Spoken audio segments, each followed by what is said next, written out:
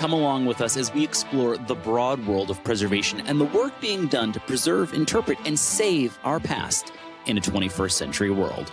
From aquaculture to historic foodways to forensic modeling, we're talking weekly with experts from across the globe. This is your host, Nick Redding. Welcome to PreserveCast.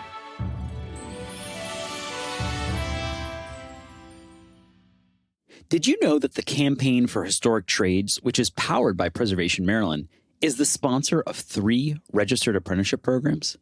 The campaign also hosts workshops across the nation, maybe even one in your backyard. Visit historictrades.org to learn more and find a way to learn a trade.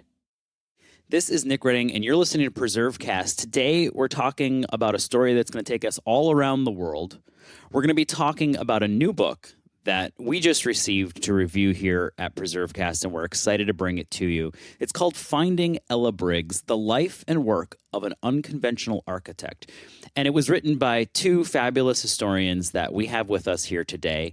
Despina Stratigakos, who is a SUNY Distinguished Professor in the Department of Architecture at the University at Buffalo, at the State University of New York. And we're also talking to Elana Shapira, who is a lecturer in the Cultural Studies Department at the University of Applied Arts, Vienna. And both of them have worked on a number of different books, number of different research projects in the field of architecture. But this is an interesting one that brought together not only them, but a whole host of other historians and architectural historians to assist with this. We were talking before we hit record about the many amazing historians who came together to put this book together, and we'll talk a little bit about that. Before we jump in, just a reminder: if you're listening to us and you're enjoying PreserveCast, please rate and review us. Give us some stars on iTunes. It definitely helps spread the word, and if you enjoy it, write something up about it or share it. That always helps as well. We wouldn't be doing our job on PreserveCast if we didn't get to know the people that we're talking to first. And today we have 2 really fun guests. We have had some of our hardcore PreserveCast listeners would remember that Despina was on with us to talk about a project she worked on many years ago called Architect Barbie. It's actually one of our most downloaded episodes. People are fascinated by that. So you can go back. If you can't get enough of her today, go back, listen to that episode. Maybe we'll drop a link in the notes here so that you can easily find it. But we want to get to know our new friends and our old friends here on PreserveCast. So maybe first we'll talk to Elana, who comes to us from across the pond in Vienna, and which is a sort of figures prominently into the story of Ella Briggs, this unconventional architect who has quite a story to tell. So Elana, tell us a little bit about yourself. Where did you grow up, and what put you on the path to the work that you do? And then we'll jump over to Despina, and then we'll talk a little bit about this new book. So I grew up in Israel, but I have been living here in Vienna half of my life. So I became a Viennese pretty fast. I have been interested in modern architecture from the Jewish perspective, actually. Jewish patrons that patronized Viennese modernism and design. And slowly it came back somehow to the new historiography of the late 1990s, early 2000, when suddenly women were discovered as players in Viennese modernism. And there was a special interest, how come they were invited? And somehow the whole story of how successful they were and their reception was so broad in the society that there were names in families that had nothing to do with architecture and design. So in many ways, my interest came parallel to the interest in the Viennese society in this woman. What happened was that many women who were forced to leave, emigrate, like Ella Briggs, were forgotten and were not invited to be part of this new revival of women, discovery of women designers and architects. And so this is how we came to the subject. Also, there was a big celebration of Red Vienna, the socialist, the period of interwar between 1918 and 1934, in which the socialist built new housing, 60,000, for 60,000 people, apartments, social housing, settlements. And then they discovered one woman among 150 to 200 men architects. It was Shruta Lihotzky. And suddenly we figured out that there was another woman. And this woman was an amazing career and ambitious Ella Briggs, who also participated. And she was actually hired by herself. She was not part of a networking. She was hired to build a social housing, the Pestalozzi-Hof, in Vienna. And this is how we came along to. Then we started researching. Despina Despina could speak about her long-term research on the subject. And we gathered people together, one day workshop to dedicate it to the second woman of Red Vienna. She was identified as the second woman. Now we have to figure out who was the first and who was the second, but it's not an issue.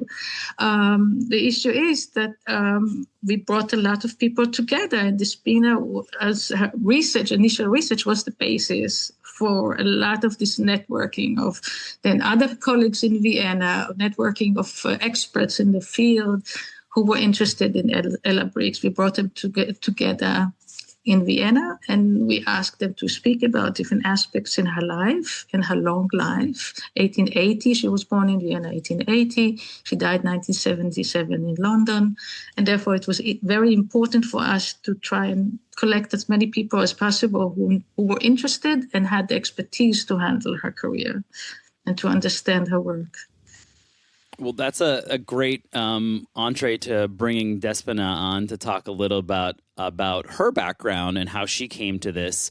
And it's an international story in a unique way, which I think, knowing your background, Despina, and the work that you've done, it seems like it fits nicely within your research interests. So maybe talk a little bit about that and a little bit about yourself, where you grew up, how you got interested in architecture. I grew up in Montreal, and I think growing up in a historic city made me interested in the lives of the people who had once walked the streets and occupied the buildings. And as I got more involved in history, I started to notice the gaps. And that's what eventually led me to look at women in architecture. And I studied, for my dissertation, I looked at women architects in German-speaking countries. And that's how I first came across Ella Briggs and was really intrigued by this incredibly talented, very ambitious, in many ways very successful architect who wasn't in the history books. And although I researched and wrote about her, what I discovered in my graduate school days was that it's not always easy to write these histories, and there's a reason for it. So 30 years later, I came back to this project to try to pick up the threads and to try to find new ways with Elana to finally write the biography of this incredible woman. So you've been working with this story for the better part of 30 years. Living with Ella Briggs in some ways, and it's like I'm sure she's become kind of a friend. You hear authors talk about that, where at the end it's sort of sad because they have to leave part of that story behind. Tell us a little bit about her life and what captured you, because I know it's the architecture, but it's also got to be more than just that, because there's a lot of great women architects out there, but this is one that has captured and captivated you for 3 decades. What is it about her, and who was this woman? So you mentioned the international aspect, and I think that's something that appeals to both Elana and me as scholars and people who love to travel and to engage with different cultures. And Ella Briggs is a complex, fascinating person. I think everybody who worked on the book became obsessed with her. She has so many facets to her career and her personality. She found herself in all the hot spots of history. So she's fascinating from that perspective as well. But she's over her career, she was she trained as an artist. She worked as an interior designer, became quite well known and quite successful in New York during the Gilded Age. She trained and broke barriers as an architect. She worked in different countries. She also worked as a photographer. She was a writer. She had all of these many aspects to her, but in some ways, fundamentally, she was also a traveler. She very much loved, I think, to engage different ideas and then to use those experiences to make architecture better, to adapt them to the user. So she is an architect who is focused on the user's needs and desires. She was also an important voice in modernism in terms of emphasizing those needs. Now, as historians, like our field has come around to realizing the importance of that, but she was in a very early stage of emphasizing how important it was for the client to have a voice in design. Yeah, and I love some of and I want to move over to Elana here in a second, but I love there's just little takeaways in the book, and I'm sure everybody who reads it will find something different about it. I love what you said about her and travel, and I don't mean in any way to diminish her at all, but it's almost like she's like the Forrest Gump of like women architects. Like she just keeps popping up in all these. Wait, she was in Mussolini's Italy, and then she was here, and then she popped over there, and now she comes to the United States, and she's writing in home journals, and has some really interesting ideas too. I love the idea about in architecture, like she has some, she is unconventional because she'll do very modern design and then talk about, sort of an English cottage and how the building can grow and like a home for the future, which is like, that's a great idea, like why not have homes that can adapt and grow with you? But we've kind of jumped around, and obviously, people listening who are interested can get the book. It's available now, Finding Ella Briggs, The Life and Work of an Unconventional Architect. We'll have a link in the show notes so that you can purchase it if you'd like to, and it really is a great read, and it's really well illustrated. You really get a sense for this woman's both her art, her design, and her architecture. But Elana, if you were to try and sit down and in 2 minutes or so explain her story, where does it begin? Where does she pop up? Because we've mentioned it a couple different places, but what is the trajectory of Ella Briggs' story for someone who doesn't know anything about her? Well, this is, I think, Despina's reflection on her as a traveler is very important, but I think she was a Viennese traveler. She was a Viennese traveler. She grew up in Vienna, 1880, and her first travel is when she's around 23 or so to New York. But by the time she travels, she has gone already through 2 major schools in Vienna. She goes through the art school for women and girls that were by 3 very charismatic women, one of the feminists, Rosa Mayredder, then other famous artists, impressionists, historicists, that they could have played a role model. Then she decides to move on to Kunstgewerbeschule, the School of Applied Arts in Vienna. And there she allies with, and she studies at the class of Koloman Moser, a major secessionist designer, and Viennese, who also co-founded the Wiener Werkstätte.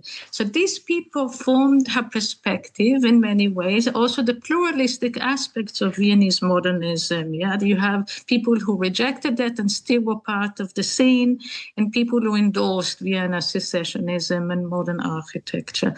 So she builds her attitude, and when she comes to Vienna, she takes this baggage with her, and Despina could speak about this much better, but she brings Viennese secessionism to New York. So she's a Viennese in New York, working, translating her early education and the people she contacted in Vienna into the New York scene, thanks to her brother, who was also a major journalist in Vienna and New York parallel. He was in New York writing to Viennese papers. So this Viennese outlook is integral part of her, what I would call as her authorship or her authority as a designer. She takes what she has and she pushes it forward in different places. She translates, she makes this cultural transfer. One question I had is that people might be curious about is, women getting professional degrees in architecture. That had been and a real challenge. What was the experience like for her, to actually secure that? I mean, in the context of what we're describing here, but also Despina, I thought maybe, as a sort of an add-on to that question, you could talk a little bit about the research and why it took such a large team to figure out all these different pieces of the story that we're talking about, because it obviously is very complex to piece all these things together and understand how she fits into these different really dynamic and complex stories. So what was her training like? How challenging it was in her life and time, in the context of her life, to get that? And what was the research like to figure all of this out? Yeah, Elana brought up several important points about the rejection of historicism by the secessionist movement, and also the desire to break down artistic hierarchies so that you wouldn't have like the fine arts versus the applied arts, but everything would be brought together. And these things really did influence Ella Briggs, but she never was she wasn't a hegemonic follower. She always had her own mind about things. So she saw modernism in a different way. And certainly like in Vienna at the time and later on as well, modernism has very many branches, but they tend to sort of get submerged in this canonical version. So she's trained, she comes into a kind of an artistic vision in this revolutionary moment, and she never loses that spirit of, rethinking and reappraising the way things have been done in the past, but she always makes up her own mind, and that's one of the fascinating things about her. So when she's working first in New York and then Vienna as a very successful interior designer, and World War I comes around, and that moment, the world changes for Austrians, for Ella Briggs, and for really the world more broadly. And it's it's both in some ways like a disaster, clearly, but it's also an opportunity. And at that moment, she has her own interior design firm in Vienna, but is struggling to keep it open. Not that many people, can afford or are interested in hiring an interior design firm in the middle of war.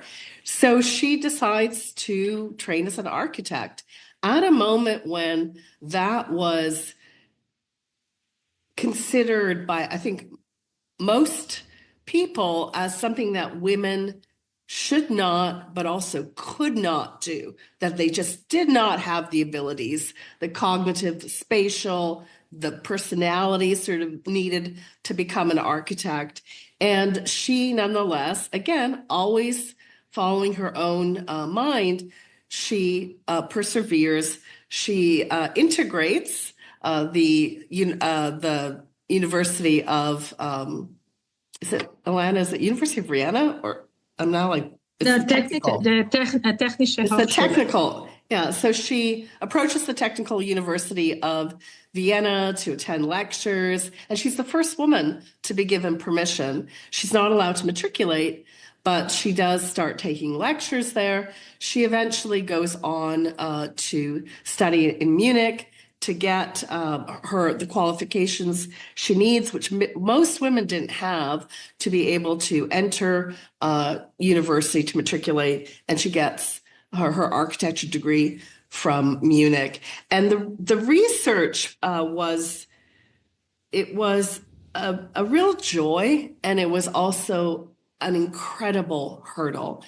And when I was a dissertation student, I already, in my attempts to find out more about Ella Briggs, I kept encountering people who had also looked for her history and failed. And that was really alarming, to go to archives and find letters from previous scholars, very gifted scholars, who had preceded me and who clearly hadn't been able to do it. And in the end, although I was able to learn more about her, I also couldn't do it. And what Elana and I realized when we came together and thought, how are we ever going to find out who this woman was and what she built, is no single scholar can write this book, because it takes place across at least 4 or 5 countries where she was active. You would need not just the linguistic skills, which some of us have, but you need much more than that. You need to know what the cultural contexts are, and Red Vienna is very different from Gilded Age New York or post-war England. And how could one person possibly put this together? And in fact, in 50 years, no single person could put that whole overview together. There were scholars who were able to put together pieces, but we weren't satisfied with those pieces. We wanted the whole thing. And for that, we had to work differently.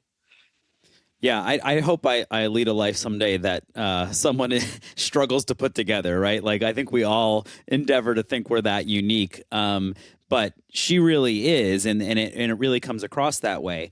I guess one question I have, considering the 16 or so different historians who participated in this effort all across the world, I think some people listening who come at this work from preservation work, from like a museum or an art sort of background, think about the catalogs of work of great masters, and they think about, we know, roughly how many paintings this artist did, and so here's all the different styles, and we can kind of track those styles.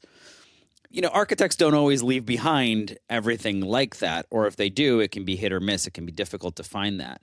What is the scale of the work that we're talking about here? How many Ella Briggs projects are there, Elana? And could there be more? Are there ones that we still don't know about? What are we talking about here, just in terms of scale? I think we managed to draw kind of a career line from Vienna to New York, Vienna back, then a major project that was not realized of opening a store for Austrian design in New York that was never realized. Then she comes back and she goes to Breslau, Germany at the time, now in Poland, and we contacted the colleagues there who really tried to find out who were her clients and with whom, what was the network with us. And then from Breslau, she goes to Berlin. We don't know what she did in Berlin. So it could be that she did connect with local design. This would be an open question. Berlin, coming back to Vienna, she gives lectures. She's lecturing in design. She's starting to call herself she sees herself as authority. Before even she studied architecture, she's already an authority on interior design, and people relate to her as the architect, Ella Briggs, the first woman who was acknowledged as an interior design, fully acknowledged as an interior design before World War I. Then she designed exhibitions. She designed an exhibition for a very famous feminist, Jela Herzka, a major personality in Vienna. And these exhibitions, we have some ideas, descriptions of them. We don't have any photos. But we know we have some pieces, description and praises, many praises of her work. Then, as Despina said, she goes on and studies at the Technical University in Vienna. She's not, she tries to enlist here. She's not accepted because it's not open for women. She continues to Munich. Once she comes back, then she works parallel. And this was the biggest challenge between Despina and our colleague here, Sabina Placum-Forsthuber, to see how many works were there here with the settlements in Vienna before she even did the social housing. She worked with Joseph Frank and other very famous architects in Vienna. And Despina parallels found out that she's working in New York. So, and she continues to exhibit. Then when we started, The first idea was a workshop, a kind of a brainstorming. We invited all the Viennese experts, the Austrian experts. We invited those who also did research in Germany, and we invited people from London and, of course, Despina, who did the major background research. And we asked them to reflect on it. Also, for the people who were specializing in photography, women photographers in Vienna, was also a great breakthrough for women to travel around and in motivation to go and photograph and write books on their photo. So so we brought them together. We were about 8 and we ended up with 14 because we wanted to really explore all possible aspects of her careers in Vienna and in Berlin. In Berlin, major housing, Mariendorf, then her exhibition works in Berlin, her writings. I mean, she became an authority of architecture. First, she was an authority for interior designer, then she's an authority in architecture. She publishes for Deutsche Bauzeitung. Yeah, and she enters the conflicts. Should you have a flat roof or a gable roof, she enters these conflicts and makes her opinion. And then about the installation. So all this needed a voice that knows the stories. Know the stories of the debates in Germany, know the stories of the journals for women in England, and knows and could try to do archaeological work. So we ended up with experts for these fields. Selina Kress was for Berlin, Barbara Penner for London. Each one of us brought some other colleagues that we knew from before and brought them into the story. And what is beautiful was that you could see also their professional background. Like, for example, Selina Kress is an engineer and an architect. So you could see her focusing on the structure. Then Barbara Penner also has her own interests, and she was very much empathic with the figure of Ella Briggs. So these voices, even though we tried to make it uniform, each one of us, brought her own background. Like, I was fixated on the Jewish perspective in Viennese modernism, and it comes out because she came from a high middle class in Vienna, and she was part of a very strong networks of Jewish feminists and Jewish, patrons. So she knew it. So each one of us, even though it's a uniform biography, our voices come through with our interests. Yeah.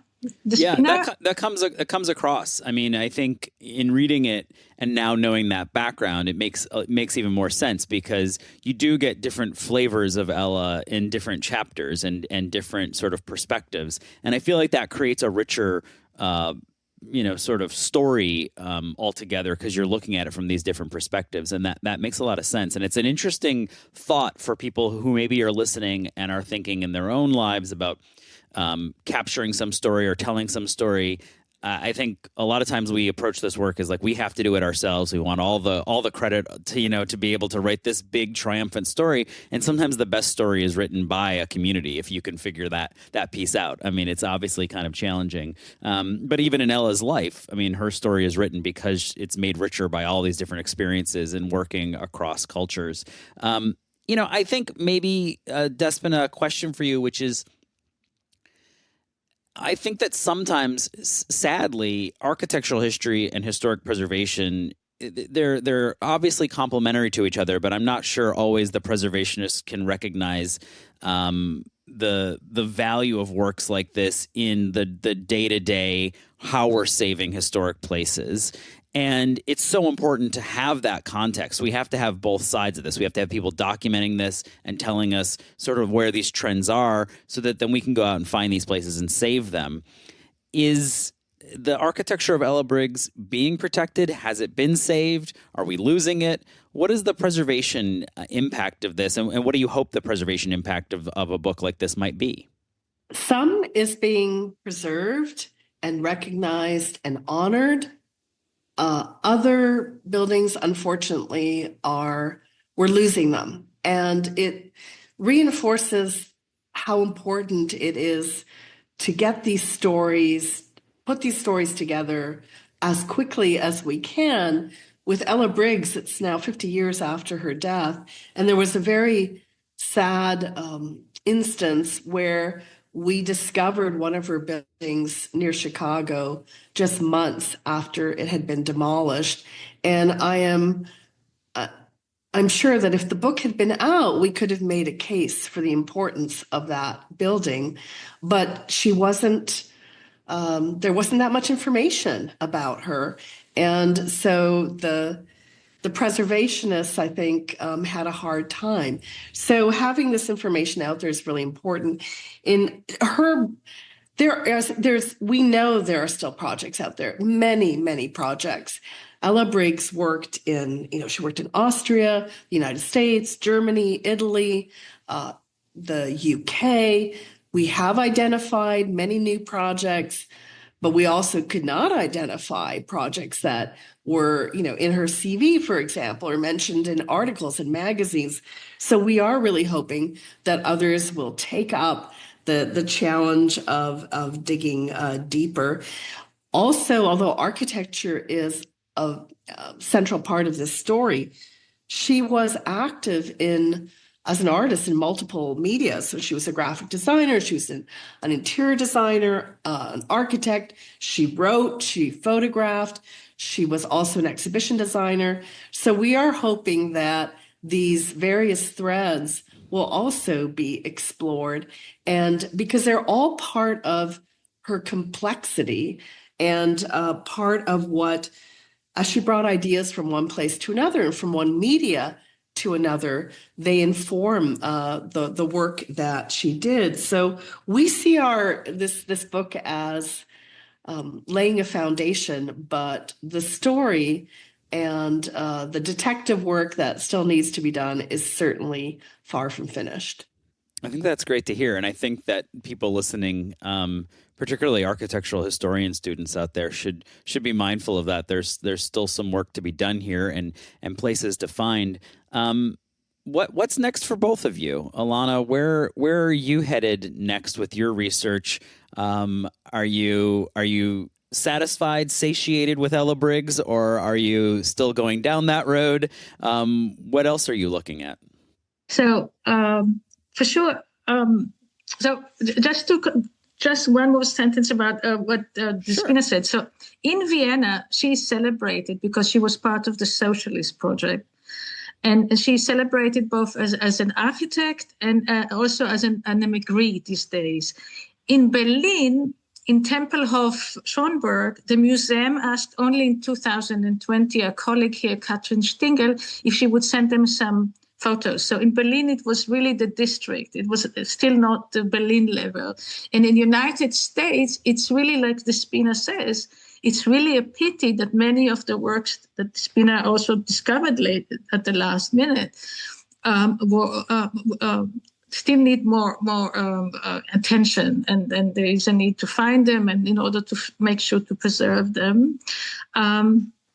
So for me, we have a project about women, Central European women at the arts, crossing borders. Ella Briggs is not part of it, but she's definitely an inspiration. And it's about many architects and designers throughout the 20th century till today, who left Central Europe for different countries in the Middle East and United States, in other countries in Europe, also in South America, in India for sure. And so we're trying to trace them, also to introduce them to the community of readers and colleagues who are interested in women's careers beyond the local, and also their how they're produced a specific cultural transfer, with their perspectives and their experiences. So this is the next actually collective work that we are working on. Seems like a big project. Do you like big ones? And that's big projects like that. And no, that we've comes selected. It's selected names of women architects and designers and artists. So it's just an introduction to a new methodology, how we're building on this amazing project of Ella Briggs, and showing that there is a possibility to this, forgotten women who made careers in other places and should be discovered, and also the work should be discovered. Yeah, so this is it's about other graduates of the technical university in Vienna, like architects who worked in Palestine, mandatory Palestine at the time, or designers from Hungary, like the Karas sisters, who made careers for the graphic design for the New Yorker and the textile fashion, the Karas, the Ilonka and Mark Karas. So there are different women who made careers, and somehow nobody, I think, evaluated their immense impact on design scene and architectural scene. And now it comes into we have to try to collect them together as a group and see what's the parallel, what's the differences. Yeah, I love that methodological approach that you're talking about. That's fascinating, and would love to cover that when there's something more there to tell that story. Despina, where are you headed with your study and your research? I do hope to encourage people to take up the methodological sort of insights, I think, that we uncovered in the Ella Briggs book. We called ourselves, informally and half joking, the 16 people who put this book together. We called ourselves the Ella Briggs Detective Brigade, and I think this is a powerful model for people who are interested in exploring these histories that have been pushed to the margin or that appear to be lost. That we refuse to believe that we couldn't find Ella Briggs. When we first started, I admit I was worried we weren't going to find enough. By the end, we had too much almost. And so this is a powerful new way to approach history, writing in these kind of teams and across cultures and sometimes, or languages, areas of expertise. But also, I want to point out that the partners that we worked with, they're not just historians, they're also curators and archivists. We had a really important institutional partner in the Architekturzentrum, the Center for Architecture in Vienna, which is Austria's only architecture museum. They created the infrastructure that we needed to be able to work together as a team of 16 people in 4 different countries. So part of what we explore is what kind of framework do you need? What kind of support do you need to work together in this way? And, in medicine, cancer teams work together collaboratively. We wouldn't expect there to be like a lone researcher out there trying to come up with cures or strategies for cancer. But somehow in history, we're expected to just do this on our own. So I think it's really important, and one of the things I want to do is to encourage historians and preservationists and curators and archivists to think about the kind of what is missing in the history or in the archive or in the museum, and to push for the support they need to be able to write these more expansive histories and not to feel like they have to do everything on their own. So I'm going to be out there advocating for more support so that we don't have to keep working in a way that is often very lonely and frustrating and frankly ineffectual. I love that because it's funny. It ties back to, we had Erica Avrami on a while back, who wrote a book called Second Order Preservation. And the parallel here is that she talks about how preservation needs to take a public health approach to the work of preservation and thinking about the second order of preservation. And so we're hearing some more public health references here in terms of just addressing issues and thinking about and from the perspective of different disciplines. Before we go, Elana, do you want to jump in? Go ahead. Yeah. No, Despina is very modest here because Despina actually had collected many of the articles of Ella Briggs, and she had collected a lot in her research. She made also the initial interview with Phyllis Morrison, and she had this her own small archive, and she decided to give it to the Architectural Zentrum in Vienna, this Austrian National Architecture Museum. And this was the basis for the curatorial interest, the curating. What are we doing? The archives. We started with an archive. And then we found a relative of Ella Briggs in Breslau, and she donated a chair. So from these small textual pieces of newspapers, we managed to build a kind of a small Ella Briggs body of knowledge, parallel to the book. We added articles, documents we found in different, police registration and construction. So this was the base. This was like a kind of a body that we developed, like a doppelganger, you say, like a double of the book that we had in the museum to preserve. And Despina is mentioning that we worked closely with them. It was so important. It was kind of building the body of the archives and building the book together. And 16 people helped us doing it. Yeah, I love that. I think it's a great story, and I think it's a great story to read. The book, again, what we're talking about is Finding Ella Briggs, The Life and Work of an Unconventional Architect. We've been talking with Elana Shapira and Despina Stratigakos. Before we go, we ask everybody this question. Normally, particularly for architectural historians, it makes them squirm a little bit. But do you have a favorite historic place or a site? It doesn't have to be attached to Ella Briggs, but is there a place that you could just go back to over and over again that is really evocative and it just makes you feel a certain way that you enjoy? Does it have to be in the U.S.? No, it can be anywhere in the world. In fact, we've had someone who talked about the moon landing sites being those sites that they loved. Now they haven't visited them, but they're all geared up about preserving them. So it could be even interstellar. Well, I would say that, it's hard as a historian. It's always hard to pick a favorite. But recently, I returned to the Acropolis after having been away for 30 years and was shocked when I got to the top and discovered that the Parthenon didn't look like the last time I saw it. It was a different building. And I learned that they've been reconstructing it slowly and carefully over all of this time. And it was a shock because when I think of those kinds of icons of antiquity, you think of them as being frozen in time.